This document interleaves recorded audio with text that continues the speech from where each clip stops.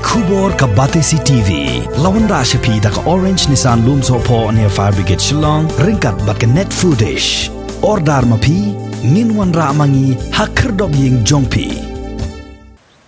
Namar ka jingwan jong kalior bat ka jingjor sabapalat jong uslam. Kabala pentua ya ki surok bat penthud ru ya ka lej kawan hakeleng jong ka Ranikor Community and Rural Development Block. Kala penjenjar hado kata-kata ya ki nong tre jong ka terat ka kot ka khia bakin pentelon syakman ya ka jinglej ai Injek Tika hagani ka thain.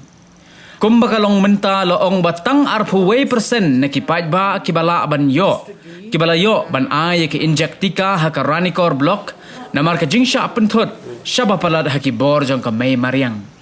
Nado balas dang ban ay ki Injek Tika ha Southwest Khasi Hills District hado menta la yo jingkhen baka jingdon jong ki nong song snong kibala yo Injek Tika ha mau karwat block kadang long kumba 90% but Ranikor block kalong tang arpuwe persen. Report BIE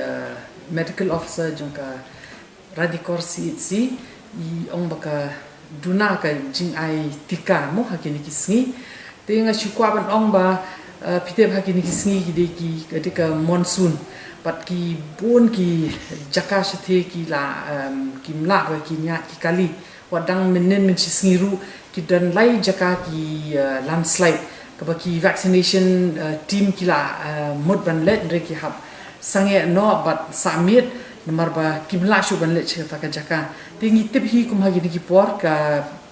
district jungi ki bon hagi landslide taka ta ru ka de ka we ka ba penthud ha taka we ru ba i ong i doctor ni so i ong ba ka de connectivity hoi mentangi tip ba sha Ranikor ka shitom ha ka connectivity hindrai ngi kermen namar ba kadon anda kini ka Universal Service Obligation Fund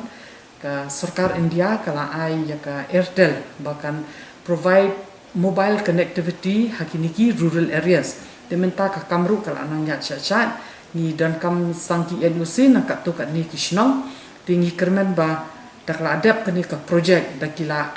la ban li cable kini ka connectivity ru kan sa improve sedesha Ranikor di hot ni smukia ba ka ngidang buni ban cover support Ranikor ba komenta kumbai ki ong hatu singi ka coverage kalong kumba 20% tingi hab yai pen client show ya ka awareness namar ba ki brio ki bun ki dang don ka jing artatien kim pat smutu ba ti ha man le ki awareness ki bangi la le na po office ni le ki man la ka singi man la ka por ki ai ki doctor ki ai ki officers na office jongaru ti hakitu ki jaka ki bangi la let ki la ngiyo iba ki la wan chakpat ban chim ka ni ki Injek pat kan ni ka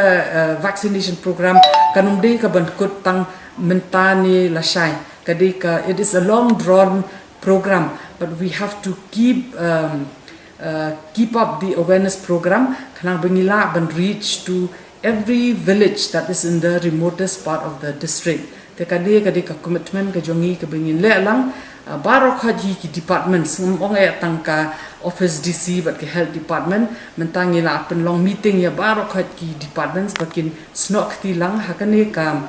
jigele jungi yuni u khanyang covid but bangin pen priang ya kani ka kubor ba the only way bangila ban yale yuni ka day through vaccination mokurwat kala kham ya the overall percentage haka district jungi ka long kumba 100%